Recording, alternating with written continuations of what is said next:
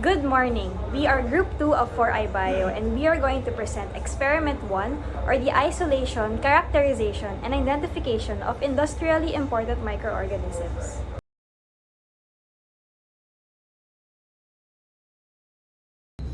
I will give a brief background on microorganisms.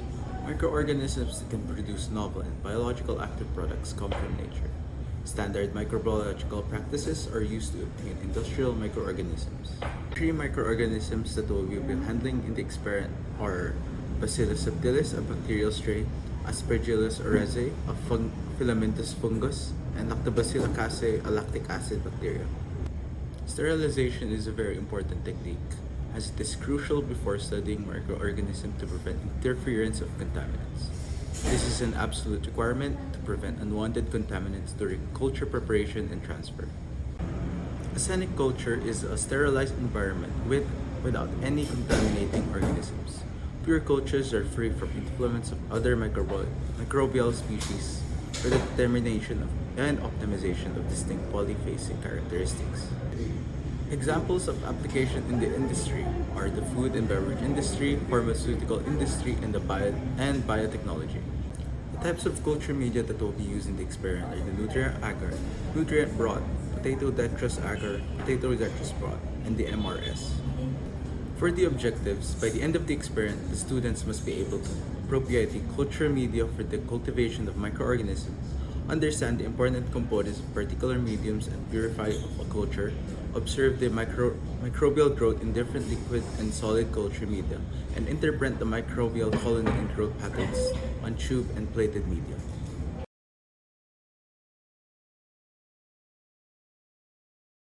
So for our materials, these include culture media, stock cultures of industrial microorganisms, glassware, and other materials. For our methods, the first step was the preparation and sterilization of materials. Following this, media preparation, sterilization, and cooling for solidification was done. The next step was the inoculation of microorganisms in appropriate media, followed by proper incubation conditions. And lastly, observation of isolated colonies and recording of morphology was done.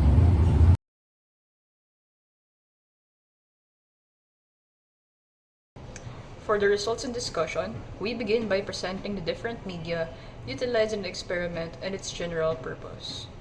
In this slide, the optimal growth parameters and incubation time of each microbial species is shown based on a variety of studies. The morphology and growth patterns of each microbe in different culture media are shown here collectively. As seen in the potato dextrose broth, a pellicle was formed on top of the liquid surface. Similarly, the fungus was also able to grow in the potato dextrose agar. This indicates that the growth conditions of the media were appropriate and favorable to the fungus.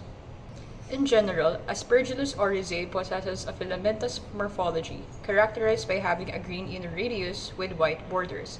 Since this was observed in our inoculum in the previous slide, we are certain that we have successfully isolated the correct fungus.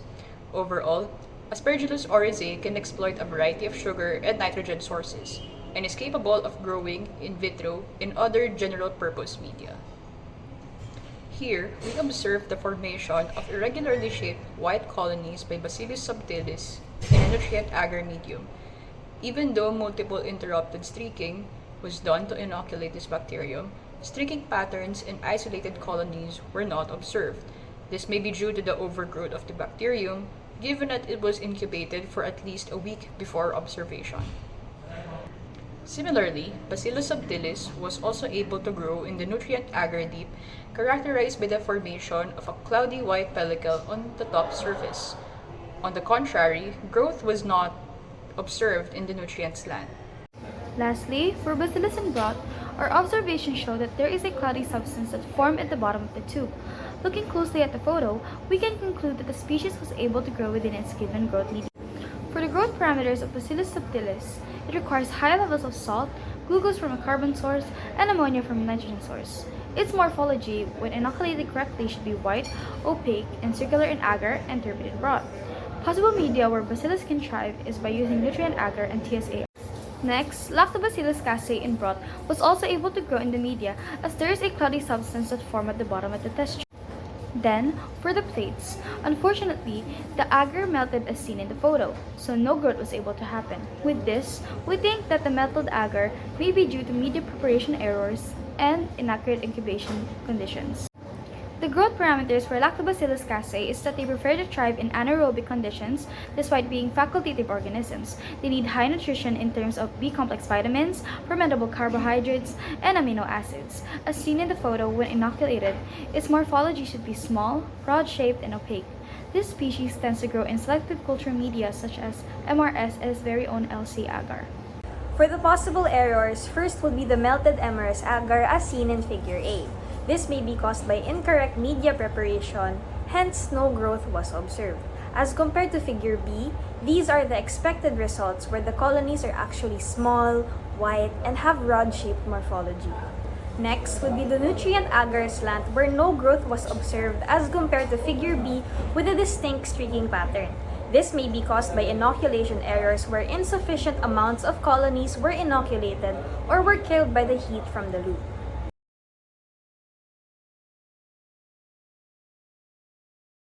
So in conclusion, specific species are actually media-specific, where they require such nutrients for successful growth.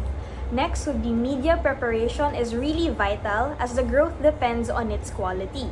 Next, incubation conditions must be optimized per species, and then unique morphology is observed in different species depending on the media used, whether it's broth or agar.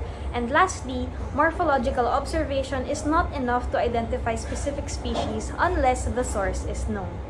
Presented on the slide are the references used in this data presentation.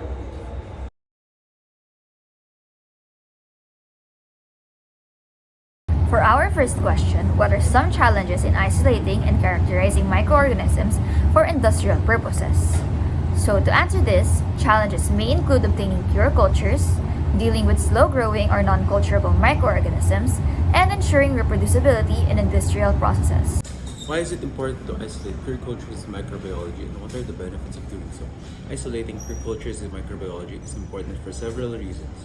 First reason is accurate identification. Pure cultures enable precise identification of microorganisms in question. Without contaminants, it's easier to characterize organism-specific traits such as morphology, metabolism, and genetic characteristics. Second reason is diagnostic and clinical testing. Clinical and diagnostic microbiology. Pure cultures are essential for diagnostic infections and diseases accurately. Another reason is for research and study. Pure cultures provide a controlled environment for research, allowing scientists to study the characteristics, behavior, and genetics of a single microorganism without the confounding factors of mixed populations. In summary, isolating pure cultures in microbiology is vital because it provides accuracy in the identification, supports research, facilitates product development, ensures safety, and contributes to our understanding of microorganisms and their roles in the various fields. What are the key factors and techniques involved in maintaining sterile conditions during the in vitro culturing of microorganisms? It is essential that aseptic techniques are faithfully practiced during in vitro culturing of microbes. This involves autoclaving media and glasswares before culturing and flame sterilization of inoculating loops and needles and rims of media containers so as to prevent contamination. Working near the flame is also essential to prevent contamination from the air. Surfaces should also be disinfected before and after culturing to maintain a safe and sterile environment. For the next question, was it necessary for L. casei to be put in anaerobic conditions after inoculation? The answer is no, due to the fact that Lactobacillus casei is a facultative anaerobe, which means that it can both grow in aerobic and anaerobic conditions. So for the last question, do you think the melted MRS agar was caused by the incubation conditions done in the laboratory? So for our group, in terms of incubation, this was actually done at its optimal condition of 37 degrees Celsius, where most MRS plates stated in journals are actually stored in. Hence, it was most likely that in the media preparation, the measurements of dehydrated water and distilled water were not computed correctly. Hence, the melted MRS agar.